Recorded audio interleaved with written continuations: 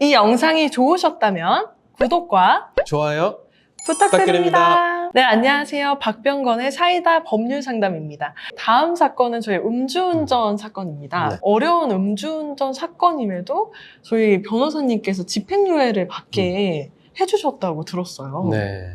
어떻게 그렇게 해결을 해주신 건지 좀 궁금합니다. 예, 음주운전 연말 연초뿐만 아니라 항상 우리 사회에 만연한 문제로 거론이 되고 있죠. 네. 예, 근데 이제 특히나 이 연초 모임 회식 이런 게 많아지다 보면 술을 마시고 오늘도 있어요. 예, 오늘 음주 하시면 안 됩니다. 아, 다행히 예, 아직 차가 없어서. 차를 놓고 가시거나. 시원해. 예. 그런데 이제 어쩔 수 없이 내가 차를 가지고 회식 자리에 갔는데 대리운전을 불러도 안 잡히거나 기타 여러 사유가 있어서 운전대를 잡게 되는 경우 현실에서 많이 있어요. 그리고 이제 그런 문제가 연말 연초에 많이 발생하죠. 이제 이 사례도 그런 경우죠. 다 사연이 있습니다. 누구에게나.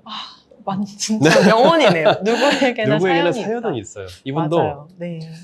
그날 우연히 술자리에 참석했는데 그날따라 또 대리운전 기사가 안 잡히고 아이고. 내일 또 출근해야 되는데 차는 가져가야 되겠고 택시도 없고 이런 사연이 많네요. 여러 가지 그 일들이 겹치면서 결국은 운전대를 잡고 운전했다가 단속돼서 음주운전죄로 입건이 되신 분인데 이분은요 누적 음주운전 횟수가 4번. 네 번이요? 음주운전이 위험한 문제잖아요. 예. 그래서 2번이어도 구속이 된다고 들었는데. 예, 그렇게 알고 계시죠? 네. 진짜로 그럴 수 있습니다. 연착오법이라고 한번 법이 개정이 됐었어요. 그래가지고 2번 이상 음주운전죄를 범했을 때 구속까지 시키는 그런 경우가 있었는데 이제 그 법이 위헌 판결이 나면서 쉽게 말하면 없어졌습니다. 근데 이제 그거는 우리 입법 정책의 문제이고 어쨌든 과거에도 그 윤창호법이 없을 때에도 누적 횟수가 많아지면 당연히 처벌하는 수위도 올라갔어요. 그래서 보통은 한 번 했을 때는 벌금, 2번 했을 때는 벌금 나올 수도 있고 선처를 받으면 집행유예 받을 수도 있고 이제 3번째 하면 구속될 위험성이 높아지고 좀 선처받으면 이제 집행유예 받을 수도 있고 근데 이제 그 이상 4번, 5번 이렇게 하면 보통 구속되는 확률이 높아지는 거죠. 점점점 그 누적 횟수에 따라서. 맞아요.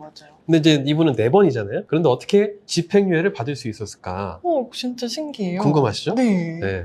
어떻게 하셨을까요? 우리가 같은 운전이라 하더라도 무조건 아까 제가 말씀드린 것처럼 4번 하면 구속될 가능성이 매우 높고 이런 건 아니고 각 사건별로 이 사람에 대한 어떤 형을 정할지 이거 우리가 양형이라고 하는데 양형에 참작할 사유들을 보게 됩니다. 이 사람은 누적 횟수가 예를 들어 4번이긴 한데 4번의 누적 기간이 짧다 길다 예를 들면 짧은 기간 안에 여러 번 하신 분에 비해서 오랜 기간에 걸쳐서 텀이 길게 여러 번 하신 분이 더 양형에 유리한 거죠.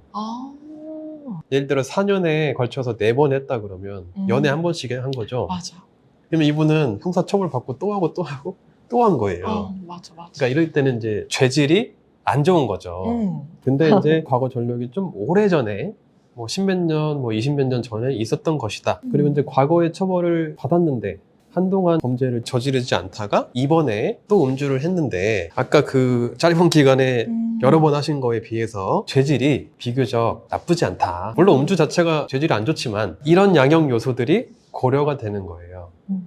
자, 그리고 이제 더 세부적으로 들어가면 자기가 가지고 있던 차량을 처분한다거나 주변 지인들이 선처를 탄원한다거나 내가 가족들을 부양하고 있다거나 구속되면 안 되는 직장이나 어떤 그런 일들을 잃을 수 있는 위기에 처해 있다거나 이런 여러 가지 사유들이 참작이 종합적으로 돼서 이분 같은 경우는 이제 집행유예를 받을 수 있었던 거죠. 진짜 이렇게 음주 사건인데 집행유예를 받기가 어렵고 또 심지어 4번이라는 누적이 있는데도 사실 굉장히 어려운 케이스잖아요. 네, 근데 이제 사회 우리가 인식이 그렇잖아요. 요즘에 맞아요. 큰 문제로 음주운전이 대두되고 있고 맞아요. 구속된다 한다 이게 하니까 이제 내가 음주운전을 범했다 쉽게 말하면 한 번이 아니고 2회 이상이다 그러면 덜컥 겁이 나는 거예요. 뉴스에서 구속된다 그랬는데 나 이번에 구속되면 어떻게 하지? 이제 맞아. 그러실 것 같아요. 벌써 그 생각부터 하게 되는데 그러다 보니 사람이 위축되고 어디 말도 못하고 불안만 하다가 그냥 시간을 계속 보내시는 분들이 많아요.